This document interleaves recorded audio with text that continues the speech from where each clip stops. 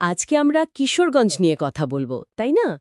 ঢাকা বিভাগের উত্তর পূর্ব দিকে যে জেলাটা। হ্যাঁ, কিশোরগঞ্জ। এর বিশাল হাওর এলাকা, আবার ধরুন এর লোকসংস্কৃতি, ইতিহাস সব মিলিয়ে বেশ দারুণ একটা জায়গা। একে তো অনেকে বাংলাদেশের হাওর রাজধানীও বলে। এই নামটা কিন্তু বেশ পরিচিত। ঠিক।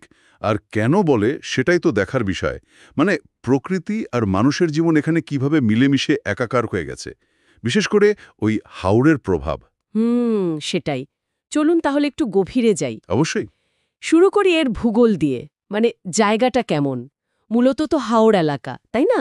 মেঘনা, নরসুন্ধা নদীর কথাও শোনা যায়। হ্যাঁ, ঠিক। বেশিরভাগ এলাকায় নিচু, মানে প্লাবনভূমি। আর নদী তো আছেই, মেঘনা, নরসুন্দা, পুরাতন ব্রহ্মপুত্রও আছে। বর্ষাকালে বিশেষ করে ইটনা, মিঠামইন, অষ্টগ্রামের মতো জায়গাগুলো, ওগুলো তো একেবারে পানিতে ভেসে যায়। পুরো জলের রাজ্য হয়ে যায় নাকি? দিগন্ত পর্যন্ত শুধু পানি। একদম। মনে হবে যেন সাগরের মধ্যে আছি। আর তখন ওই সময়টায় নৌকা ছাড়া তো আর পথই থাকে না বলতে গেলে। আচ্ছা, তার জীবনযাত্রা অনেকটাই জলকেন্দ্রিক হয়ে পড়ে। হ্যাঁ, হ্যাঁ। অর্থনীতি বলুন, সংস্কৃতি বলুন, উৎসব বলুন, সব কিছুতে ওই জলের প্রভাব। বিশেষ করে মাছ ধরা, ওটা তো অর্থনীতির একটা বড় ভিত্তি। ইন্টারেস্টিং। আচ্ছা, ইতিহাসের দিকে যদি একটু তাকাই, এটা তো প্রাচীন সমতট অঞ্চলের অংশ ছিল, তাই না? হ্যাঁ, প্রাচীন বাংলার একটা পরিচিত রাজ্য ছিল সমতট। কিশোরগঞ্জ তারই অংশ ছিল একসময়। আর জেলার নামটা, এই যে জনশ্রুতি আছে, স্থানীয় শাসক কিশোর রায়ের নাম থেকে এসছে। ও আচ্ছা। আর জেলা হিসেবে স্বীকৃতি পেল কবে? ১৯৮৪ সালে।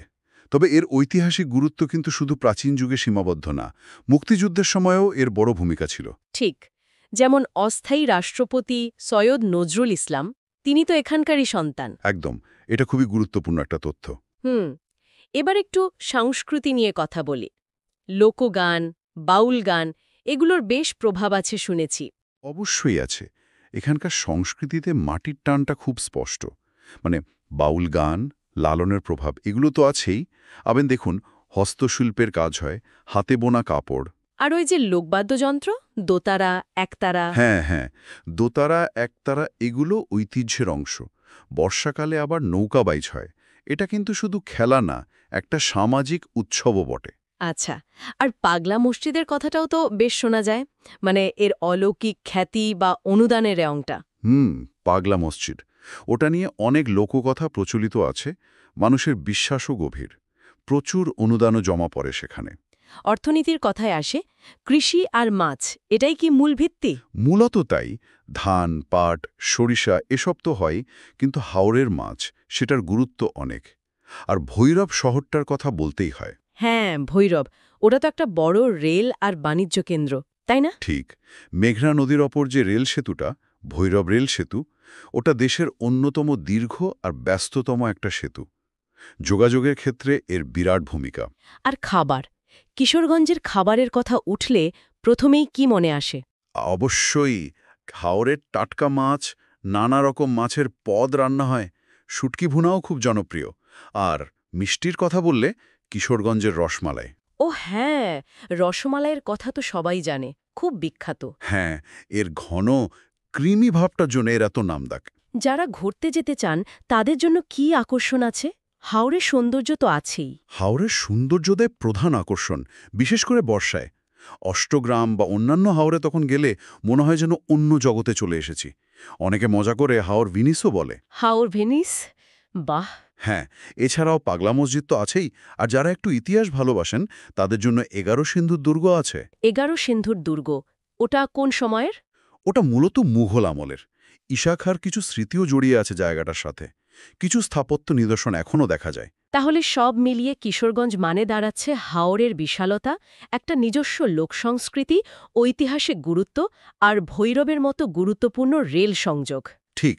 প্রকৃতি আর মানুষের জীবন যেন এখানে একেবারে জড়িয়ে আছে। আর আর একটা বিষয় মনে রাখার মতো, তাই না?